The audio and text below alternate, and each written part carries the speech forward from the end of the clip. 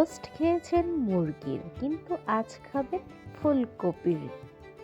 আজ করছি ফুলকপির রোস্ট। কি অদ্ভুত না? এখানে কি দেখছেন? বাদাম। বাদাম দিয়ে আবার ফুলকপি রোস্ট? হ্যাঁ, ফুলকপি রোস্ট করতে তো অবশ্যই ফুলকপি লাগছে। এখানে তো আর মুরগির কোনো প্রয়োজন নেই। তো ফুলকপিটা এভাবে একটু বড় বড় করে কেটে নিয়েছি ভালো করে। তারপর আর লাগছে আলু। আলুটা ভালো করে ছুলে নিয়ে এভাবে একটু বড় করে টুকরো করে কেটে নিয়েছি। কেউ চাইলে আলুটা স্কিপও করতে পারে। আর লাগছে সয়াবিন। আমি সয়াবিনটা একটু জলে ভিজিয়ে রেখেছি। এখন বাকি জিনিসগুলো দেখে নিই। প্রথমে আমি ফুলকপিটা একটু জলে সিদ্ধ করে নিব। গরম জলে সবগুলো ফুলকপি একে একে দিয়ে দিচ্ছি। তারপর সেই ফুলকপির সাথেই দিয়ে দিব সেই সয়াবিনটা, যেটা ভিজিয়ে রেখেছিলাম। সয়াবিনটা একটু চিপে দিয়ে দিলাম সেই জলে। এগুলো একটু ফুটে থাক, তারপর নামিয়ে নিচ্ছি। বেশি কিন্তু ভাপ দেওয়ার কোনো প্রয়োজন নেই, হালকা ভাপ দিলেই হয়ে যাবে, একদম সিদ্ধ করে যেন গলে না যায়। তো আমি সব কিছু নামিয়ে নিলাম। এখন মশলাটা রেডি করব। এগুলো বেটে নিব। বাদামগুলো এখানে নিয়েছি 3টা কাজু আর 2টা কাঠবাদাম। এগুলো আমি পাটায় একটু গুঁড়ো করে নিলাম। কেউ চাইলে ব্লেন্ডারও করতে পারেন। তো এটা এখন আমি দই দিয়ে দিব। তো রোস্ট যেহেতু অবশ্যই দই লাগবে, এখানে আমি 1 কাপ দই নিয়েছি। এটা টক দইও না, একদম মিষ্টি দইও না, মিডিয়াম একটা মিষ্টি ফ্লেভারের এটা দই। তো এটার সাথে বাদামটা ভালো করে একসাথে পেস্ট করে নিলাম। ভালো করে কিন্তু এটা ফেটিয়ে নিতে হবে, নাহলে কিন্তু দানা দানা থেকে যাবে। আর বাকি মশলাগুলো আমি বেটে নিই। এখানে রয়েছে জিরা, ধনে আর আদা। এই 3টা একসাথে আমি বেটে নিচ্ছি।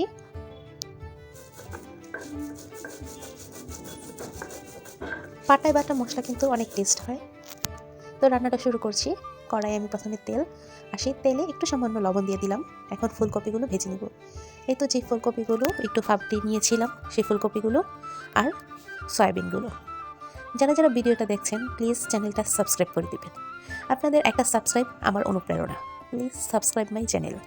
যেখান থেকে ভিডিওটা দেখছেন অবশ্যই কমেন্ট করে জানাবেন। এখন এগুলো সবগুলো একসাথে একটু হালকা ভেজে নেব। এখানে হলুদ দেওয়ার কোনো প্রয়োজন নেই, শুধু তেল আর লবণ দিয়ে অল্প একটু ভেজে নেওয়া। এই রোস্টটা কিন্তু ভাত, পোলাও, সাদা রুটি সব কিছুর সাথে একদম জমে যাবে। যারা যারা নিরামিষ খান তারা কিন্তু অবশ্যই ট্রাই করবেন। অনেকে আছে মাংস খেতে পছন্দ করেন না, তারা কিন্তু এটা খেতে পারেন, বা নিরামিষের দিনেও কিন্তু সবাই এটা ট্রাই করতে পারেন। আশা করি আপনাদের ভালো লাগবে। তো আমি ফুলকপি আর সয়াবিনটা নামিয়ে নিলাম। কড়াইয়ে আরও তেল দিয়ে দিলাম। এখন একটু জিরা ফোড়ন দিলাম, দেবো একটু তেজপাতা। জিরাটা একটু ভাজা হয়ে নেয়, একটা ফ্লেভার ছড়াবে। দিয়ে দিচ্ছি তেজপাতা, দিচ্ছি গোটা গরম মশলা। এখানে আছে দারচিনি, এলাচি আর লবঙ্গ। তো এই 3টা একসাথে একটু ভেজে নিয়ে তারপর এখন দিব একটা কাঁচামরিচ দিয়ে দিচ্ছি ফ্লেভারের জন্য। তেলের মাঝে কিন্তু কাঁচামরিচের একটা সুন্দর ফ্লেভার হয়, আমার সেটা খুব ভালো লাগে। আর লাগছে টমেটো কুচি। আমি একটা ছোটো টমেটো কুচি করে নিয়েছি, আর দিয়ে দিচ্ছি 4-5টা কিশমিশ, আর টমেটোটা দিয়ে দিলাম। তো এইগুলো একটু নাড়াচাড়া করে নিয়ে এখন দিয়ে দিব আলু। সেই কেটে রাখা আলুগুলো দিয়ে দিব, কারণ আলুটা তো আগে ভেজে নিইনি, এটা এখন এই মশলার সাথে ভাজা হবে।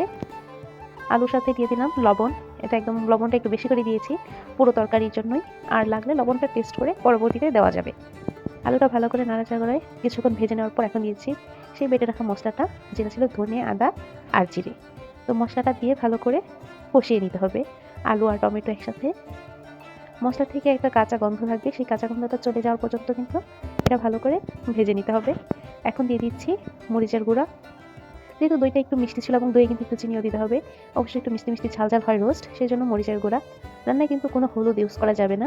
এখন দিয়ে দিচ্ছি দই আর বাদাম বাটাগুলো, যেটা আমি একসাথে ফেটিয়ে রেখেছিলাম। তো এটা ভালো করে মশলাগুলো কিন্তু আবারও কষিয়ে নিতে হবে। অনবরত নাড়তে হবে যেন নিচে লেগে না যায়। যেহেতু দই আছে, এটা কিন্তু একটা লেগে যাওয়ার প্রবণতা থাকে, তাই অনবরত নাড়তে থাকতে হবে। কষে এসেছে এবং তেলটা কিন্তু ভেসে এসেছে, সে পর্যায়ে আমি এখন দিয়ে দিচ্ছি সে ভেজে রাখা ফুলকপিগুলো।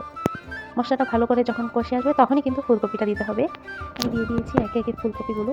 সেটাও একটু এখন মশলার সাথে একসাথে মিশিয়ে নিচ্ছি ভালো করে নাড়াচাড়া করে। আমার মশলাটা কিন্তু ফুলকপির সাথে কষানো হয়ে গেছে। বাটিটা ধুয়ে একটু জল দিয়ে দিচ্ছি। এটা এখন একটু ঢাকা দিয়ে রান্না করতে হবে, তারপর ফিরছি। তো ফুলকপিটা ঢাকনা দিয়ে কিছুক্ষণ রান্না করে নিয়েছি। এখন আমি এতে দিয়ে দেব সয়াবিনগুলো। ফুলকপিটা কিন্তু একটু মাখো মাখো পর্যায়ে চলে এসেছে, অনেকটা সিদ্ধও হয়ে এসেছে ফুলকপি। তো এই পর্যায়ে 50% যখন সিদ্ধ হবে সেই পর্যায়ে কিন্তু আমি সেই সয়াবিনগুলো দিয়ে রেখে দিচ্ছি। সয়াবিন দিয়েও এখন আর একটু নাড়াচাড়া করে রান্না করতে হবে।